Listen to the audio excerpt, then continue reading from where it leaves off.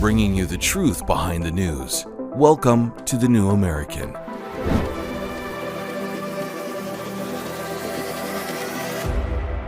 Welcome, everyone. I'm Paul Dragu. We're glad you can join us. The New American Daily takes the most important news stories of the day. We get rid of the propaganda and we bring you the truth. And that makes us one of the most censored and attacked publications in America. So if you enjoy the show, please share these episodes with others and help get the truth out. Now, Iran-backed drone attacks killed 3 U.S. soldiers and injured several more in the Middle East, according to reports. The Biden administration says it will respond. Are we about to get involved in another war?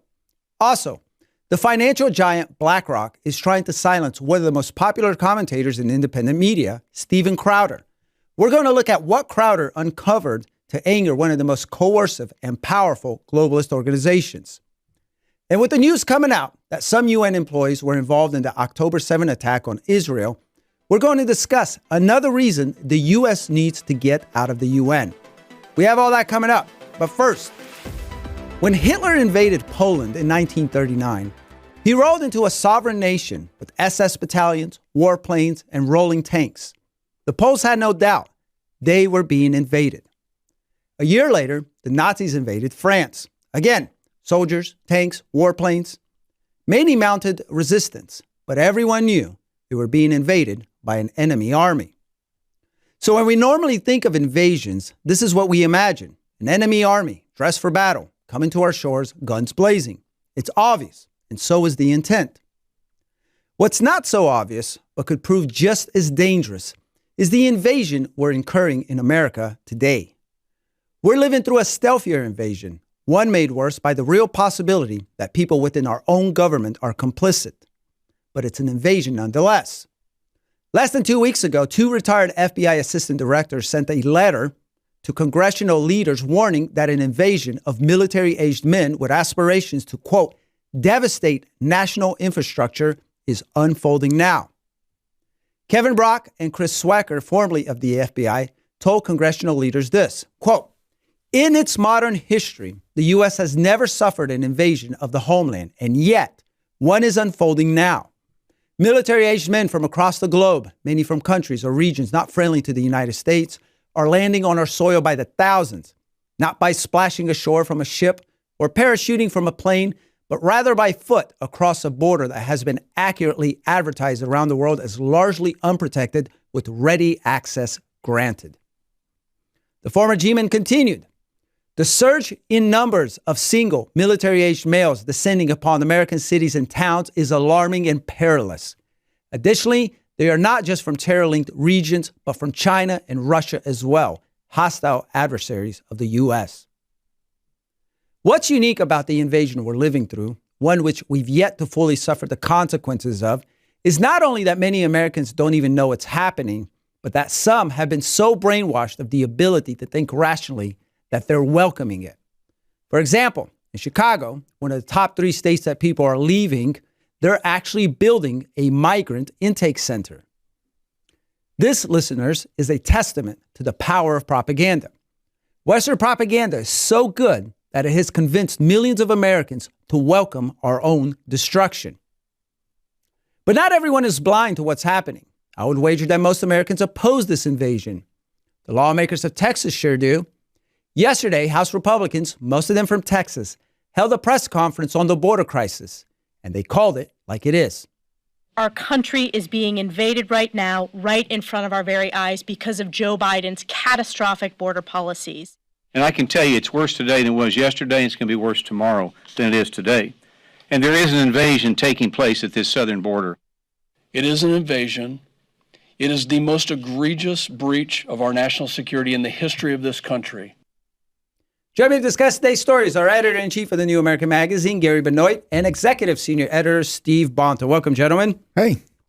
So I watched that press conference, and I got to say it was a collection of a lot of tough talk. And based on what I heard, it sounds like this is where Texans are mounting their stand. They're saying no more. We're not going to back down. We're going to do what's necessary for Texas. And I want to play one more clip, actually, of Congressman Babin there, where he says this is the hill that Texans are going to die on. The Lone Star State has stood its ground against an invasion and an administration that clearly wants the opposing forces to win. If we cannot defend our borders, America has no future. And so I thank God for Texas, which unquestionably has the constitutional right to protect itself. And I'm very, very proud to be a Texan. And if this becomes the hill to die on, I can tell you that I will gladly join my state and my colleagues back here, those that are from Texas, and our colleagues that don't have to be from Texas, that know that this is a disaster in the making for the United States of America. All right, Steve, so I want to go to you first. What do you make of these comments? And is Texas going to stand their ground no matter what? What do you think is going to happen here? Well, I'm not from Texas, so I'm not sure. Certainly, talk is always cheap. But then again, the Biden administration also, was talking tough a few days ago, delivering an ultimatum, setting a deadline for compliance at Shelby Park and all this sort of thing. And then ultimately doing nothing. Well, the word is now, I would say that, that all the hopefuls in the establishment media who are hoping that this will lead to violence and another excuse to crack down on the right. I mean, it's very clear. There have been a whole slew of articles. Oh, this is America's Fort Sumter, and Biden needs to act, and on and on and on, from all sorts of sources. Most of them on the left. Mm-hmm. It's not the right stirring this up. It's the left that clearly wants a fight at this point. So but now the word is that they're waiting to see if they can get this ridiculous bill passed in the Senate, get the House to agree to it, and then that will allow the Biden administration to save face, and they won't actually have to try to, have armored vehicles going in shooting and whatever to smash their way in so they can cut the fence open and resume the flow of illegal immigrants to the country. But that's my understanding is we did a segment on this yesterday, the Langford bill, as I guess it's been called, that according to Speaker Johnson is dead on arrival. So what happens if what plans do they have if and when Republicans say no? Well, it's hard to know. It is, I think, telling that they're suddenly discovering they have a backbone. They allow themselves. They're not willing to stand up to the Taliban or to the Iranian Ayatollahs or really even to the Houthis, except in a very, very very perfunctory way. They're firmly on the side of the Palestinian terrorists. They're not willing to confront the Chinese communists. The list goes on and on.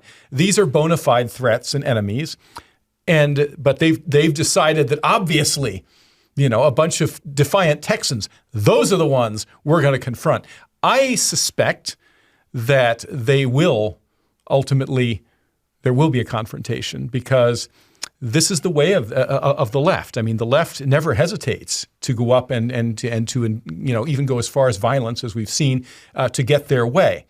The thing is that all these alleged foreign foes that have undermined and weakened the United States and discredited us abroad serve the basic agenda of the left to discredit and undermine the United States. To destroy the United States. Right, to destroy the United States.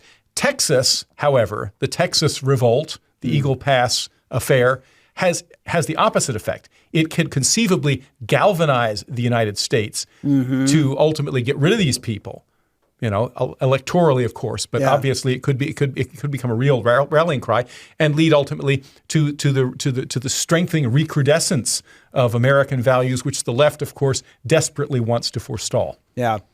What's your take on all this, Gary? Well, I would say listening to that news conference, and I did watch more of it than we were able to show on today's show, but these congressmen are obviously being red-pilled, and I think that's very exciting. So I'm cautiously optimistic, and it's not just a case that these congressmen are recognizing that we have this huge crisis at the border, but they're also recognizing that the crisis is a manufactured crisis, that this is being done by design. Yeah. And so I applaud the fact that these congressmen are becoming aware. In fact, they sound like members of the John Birch Society. Well, it only took them 3 years. I mean, let's see here. We published this in the beginning of last year. That's more than a year ago, about a year and a half ago. We recognized it was treason. Ooh, we're running out of time. We need to continue this conversation because there's another element of what's going on here that we really need to touch on. In 1988, the John Birch Society produced a documentary so predictive, it's as though they had a time machine.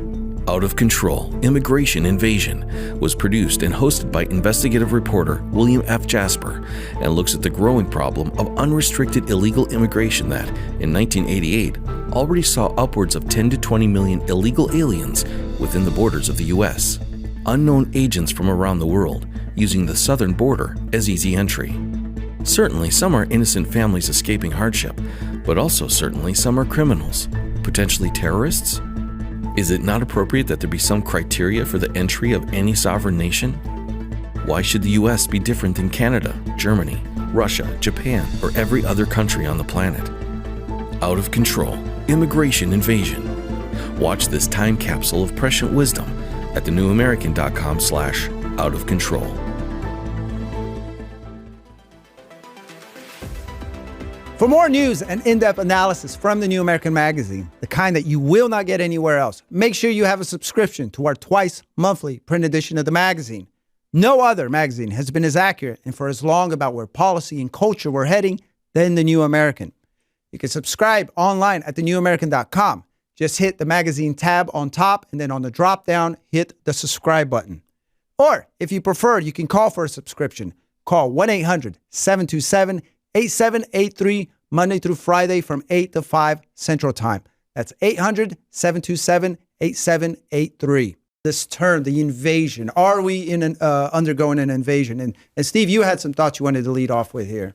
Well, I mean, in modern times, usually an invasion consists of something along the lines of what you mentioned in World War II. I mean, we think of that as being an invasion when it's being carried out by, Red Dawn. By military regulars, Red Dawn type scenario, Yeah. things of that nature. Okay, but it's not always the case. I mean, for example, in probably the gravest crisis faced during the entire period of the Roman Republic was occasioned by an informal invasion of a group of people who they were called the Cimbri by the Romans. They seem to have originated somewhere up where Denmark is today. And for some unknown reason, this large Germanic tribe, maybe they were pushed out by more aggressive tribes. We don't know. They just decided to move south. Yeah. All 2 million of them or whatever. And they moved, men, women, and children. They just sort of moved down into, not initially into Roman dominions, but into dominions of, what's now Austria and so forth that had relations with Rome. And they became very aggressive and said, well, we're going to live here. Yeah. And the people who are living here, you kind of need to go somewhere else.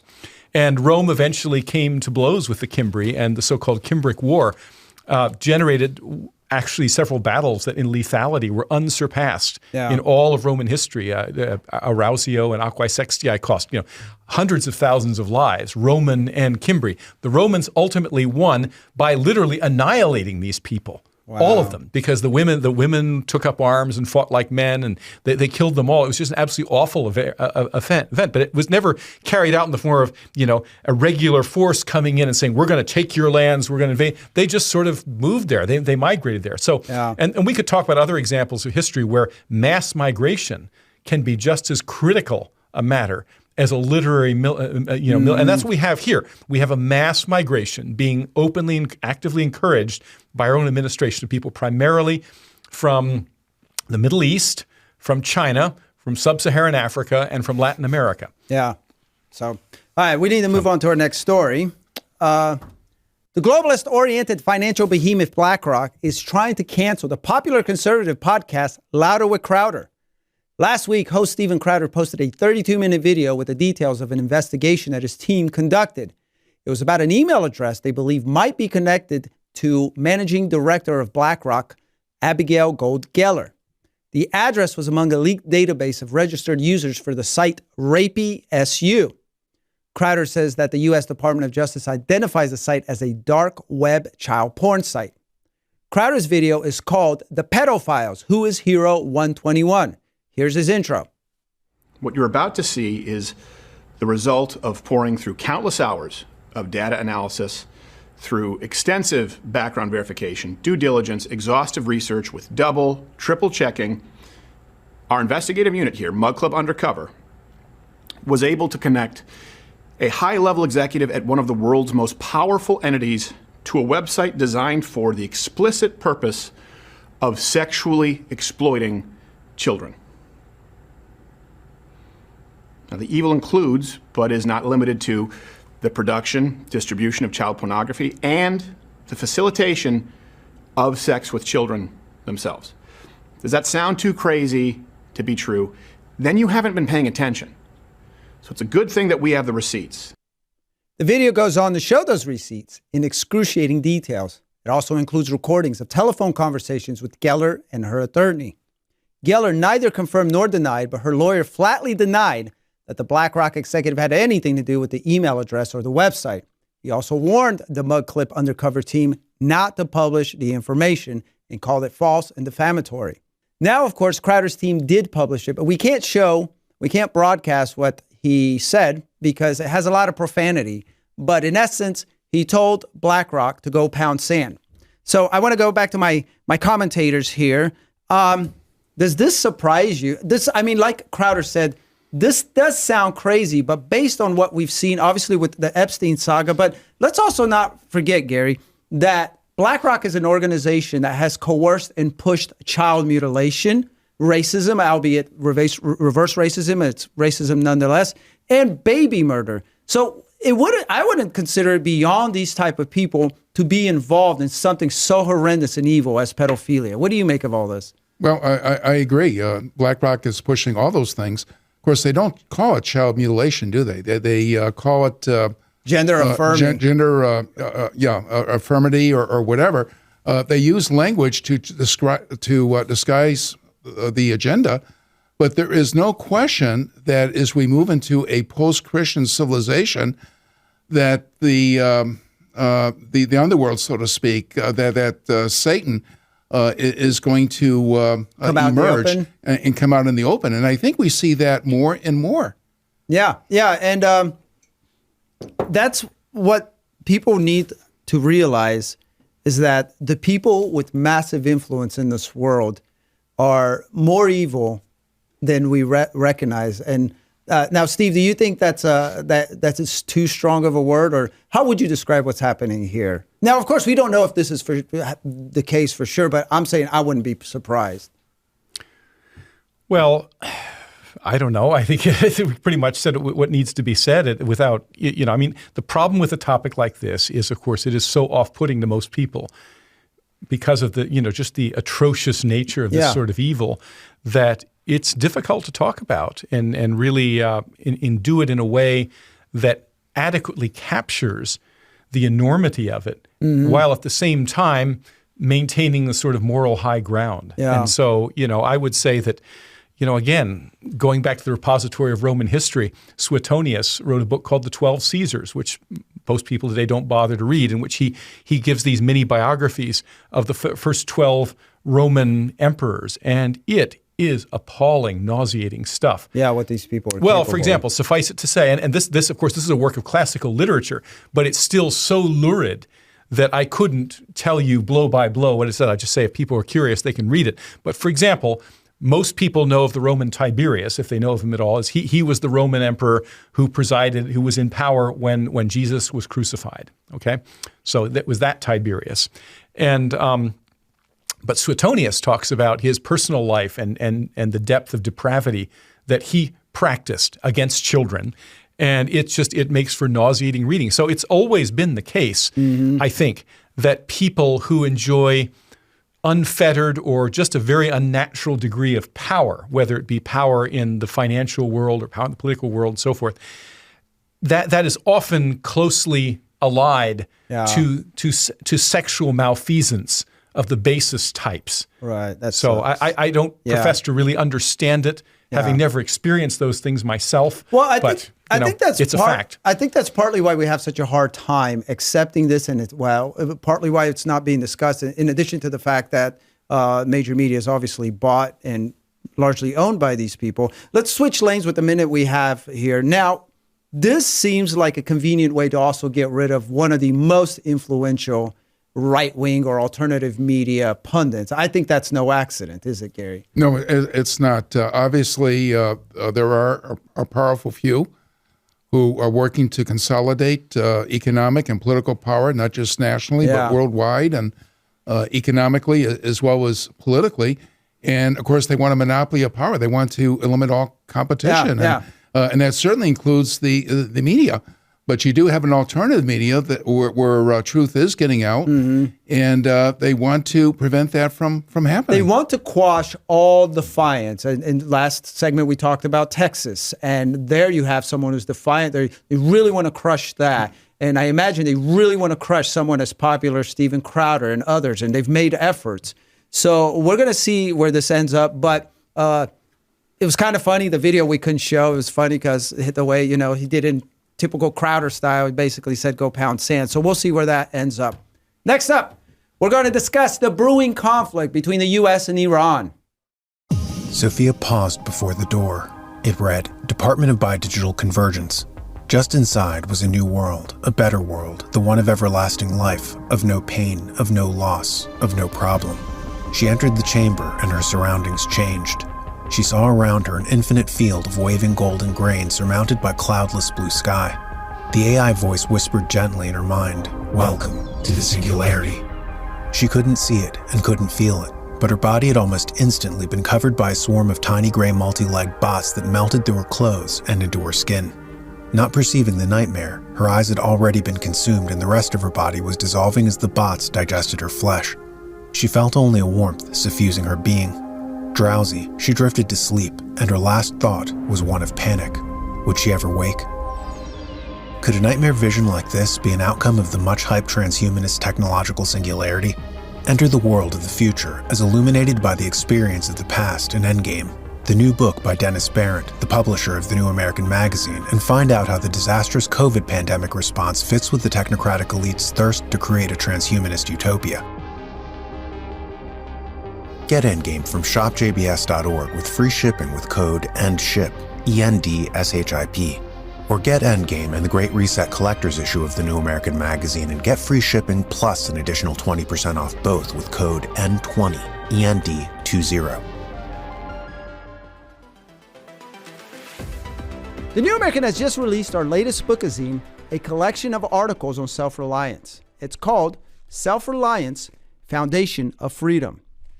Without individual responsibility and without the ability to take care of ourselves without government help, we cannot be free. In this polished collector's edition, we have articles on a number of important topics, including the self-sufficiency of the founders, preparing for a worst-case scenario, firearms self-reliance, building a wood shack, and the importance of community, among many other topics. Now, the authors of the articles are experts in their fields. We encourage you to get a copy. You can order your copy at thenewamerican.com/shop, or you can call our office at 800-727-8783. However you do it, make sure you get your copy of Self-Reliance, the Foundation of Freedom.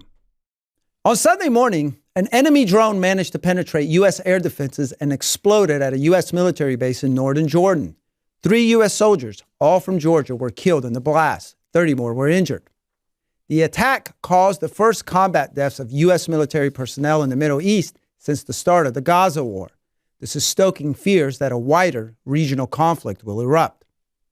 Although the culprits haven't been identified yet, the drone appears to have been sent by one of several militia groups in the region, funded and equipped by Iran. It managed to get past U.S. defenses by following a U.S. drone returning the base, which created enough confusion for the kamikaze drone to get through. The Biden administration has already promised to respond. We had a tough day last night in the Middle East. We lost 3 brave souls in an attack on one of our bases, and we shall respond. The President and I will not tolerate attack on U.S. forces, and we will take all necessary actions to defend the U.S. and our troops. Respond decisively to any aggression. Following the incident, many in the media and politicians in both parties began pushing for strikes on Iranian military assets and infrastructure.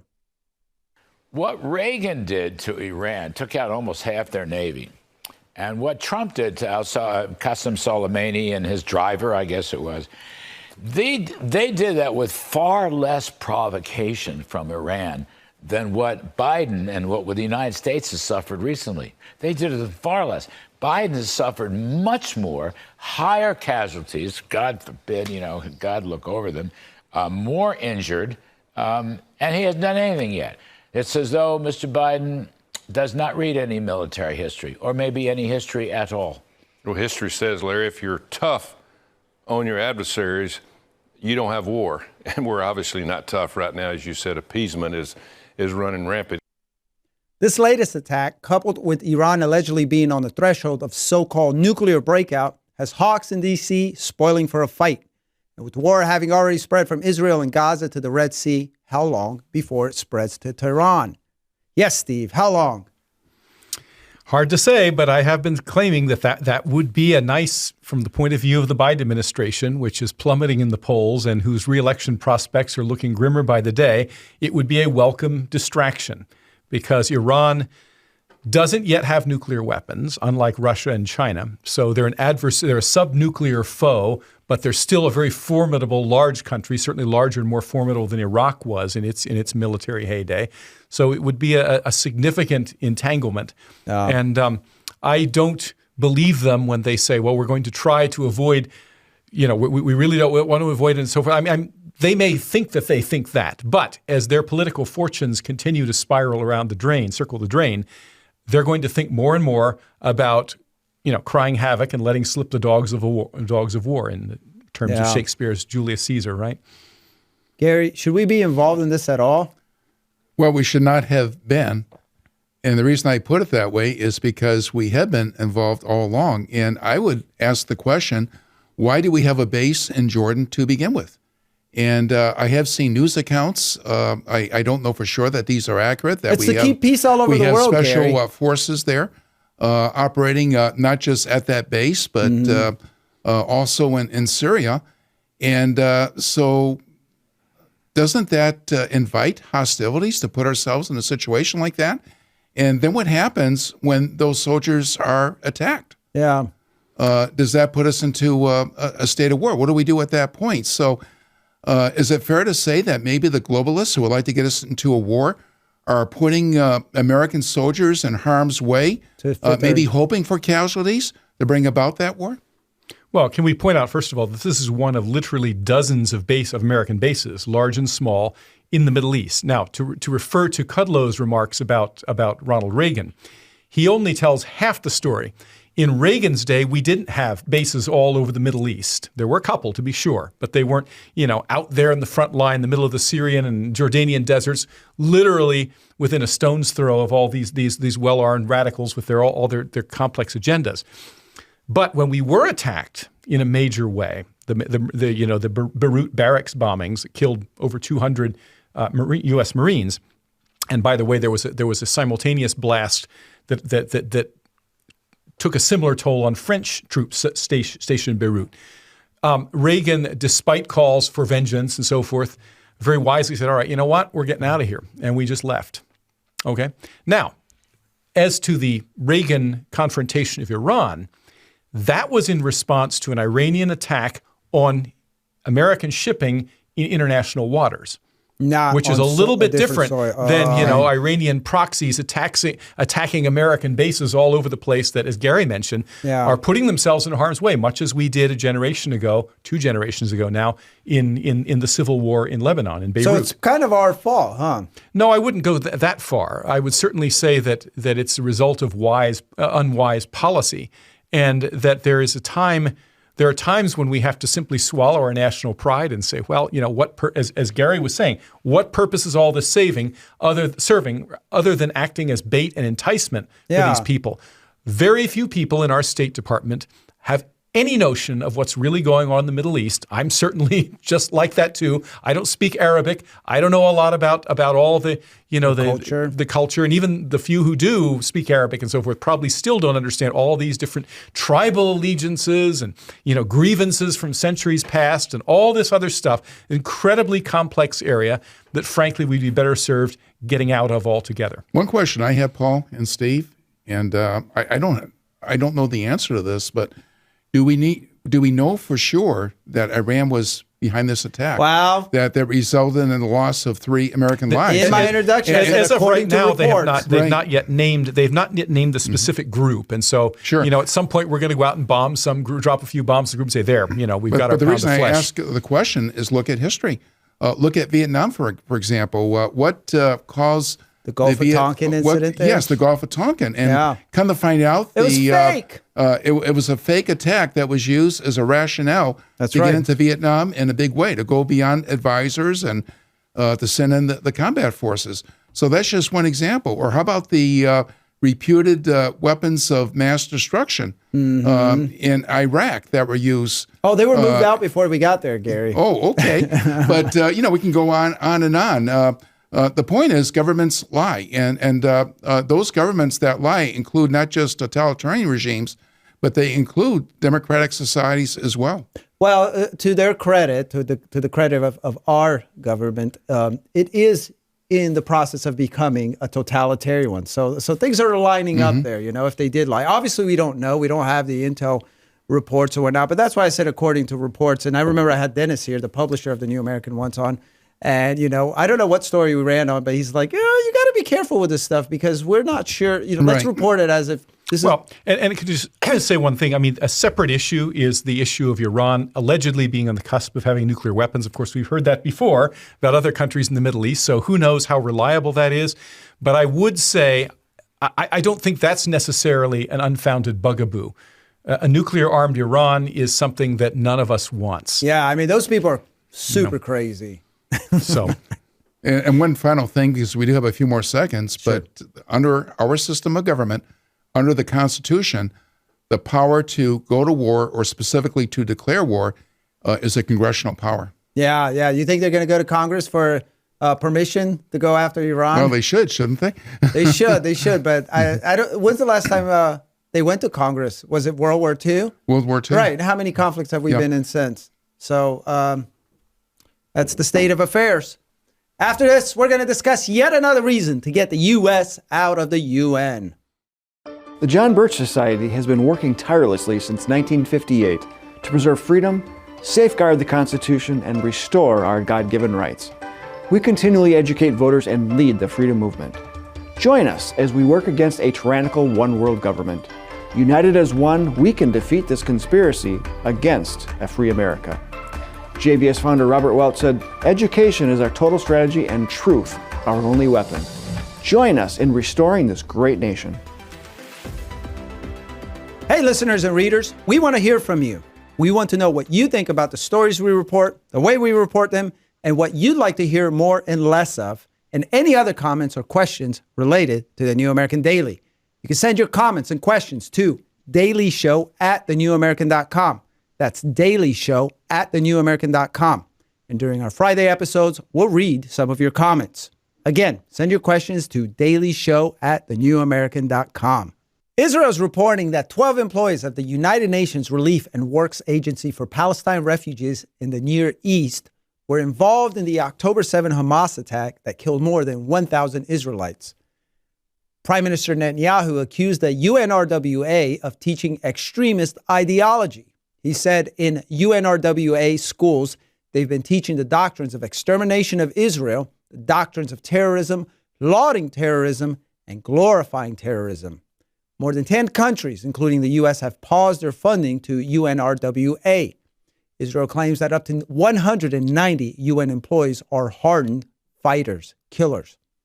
The UNRWA employs roughly 13,000 people in Gaza and fired the 9 employees accused, citing the abhorrent alleged acts committed, and has called for the U.S. and other countries to resume funding. So join me for this action segment. I still got Gary here, and we have JBS researcher Peter Rykowski.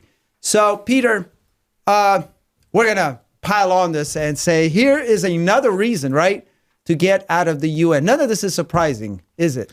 No, not at all. Unfortunately. In fact, it's been very well established for many years that the schools operated by the UNRWA have been teaching pro-terrorist ideology, and not just anti-Israel ideology, but also anti-American ideology. You know, they're teaching the Palestinian kids that the U.S. is, the great Satan, and that everything that our country does is evil.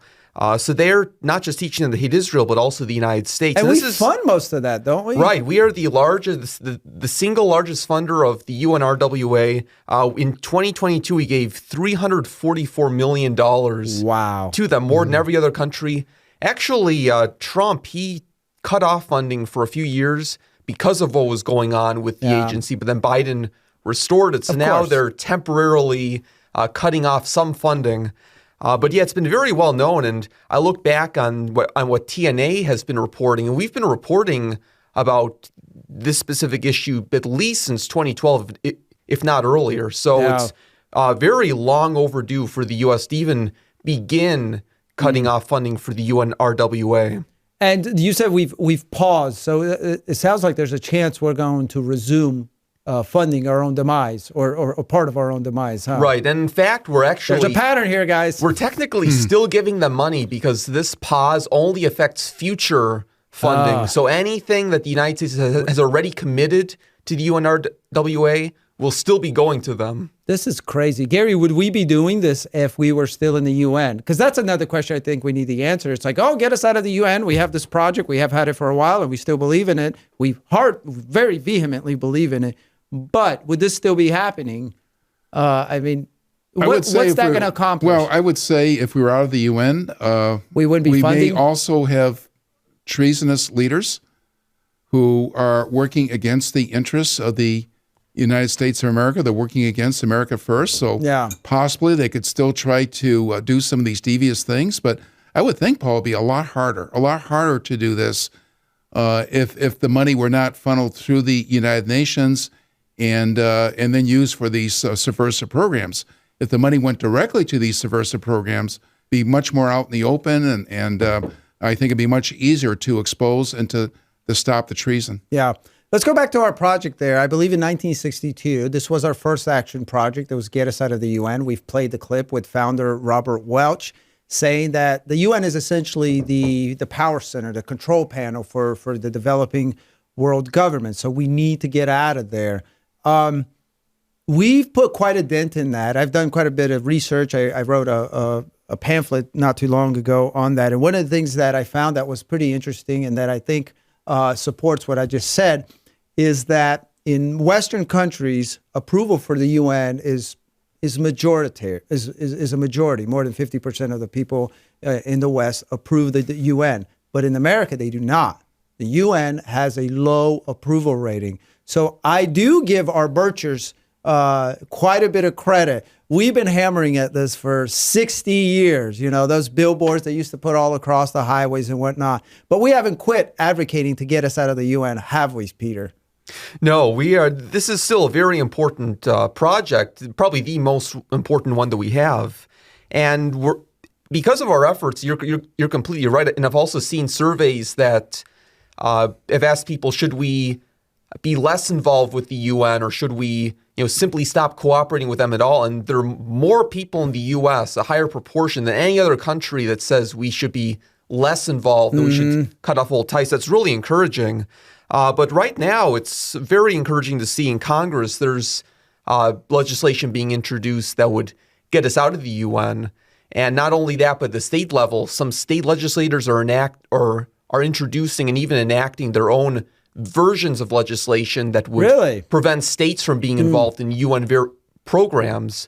Like so what states? I know that last week or 2 weeks ago, we reported how Tennessee basically canceled all Agenda 2030 type goals or campaigns in the Vol state. Right, that state and also Alabama as well. They banned any involvement, and the legislation is worded to include Agenda 21 and Agenda 2030, but it says UN programs, so it's much broader than just those specific ones. Yeah, well, that's really encouraging, and it sounds like, we've also been covering Senator Mike Lee's his legislation to defund the UN. To defund the UN. So it sounds like it's catching on. We've seen Hannity report on it. We've seen others say this is not an organization that has American interests. We need to get out. So what can people do? How can they help bring that about? Yeah, so there are a few important ways. So one is we have a legislative alert on our website, jbs.org/alerts, where anyone can very easily contact their members of Congress. Because, as I mentioned, there are two bills in Congress that would get us out of the UN, H.R. 6645 and S. 3428, the Defund Act.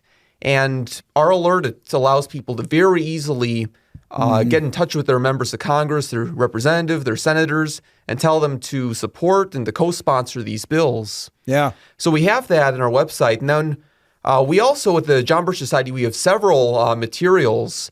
For example, this pamphlet, the top 10 reasons why we should get out of the UN. And there are many people who just don't know, what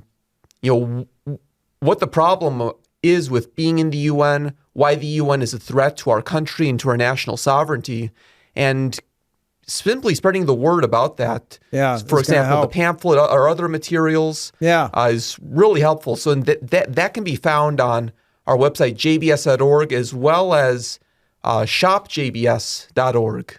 Well, every battle starts here first, right? Before it ever gets anywhere else. And I would say a majority of the battles throughout history, by the time whether it's take up arms or you end up impoverished or whatever, it started with fooling people or having a certain mindset to get to that, didn't it, Gary? That's right. And so the education is really needed to have an informed electorate, because if the people are not informed, they're going to vote themselves into tyranny. And of course, that's what happened in Nazi Germany, for example.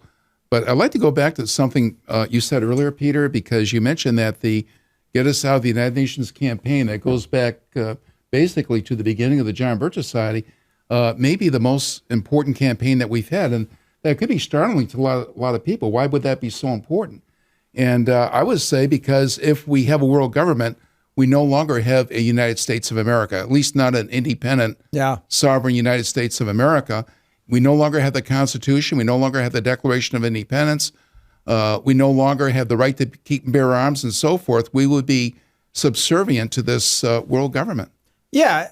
Last Friday, we did an episode and how the UN's about to have its biggest conference. And if we weren't out of time, I'd tell you all about it. But watch the episode. And thank you, everyone, for tuning in to another episode of the New American Daily. Go to newamerican.com for more truth behind the news.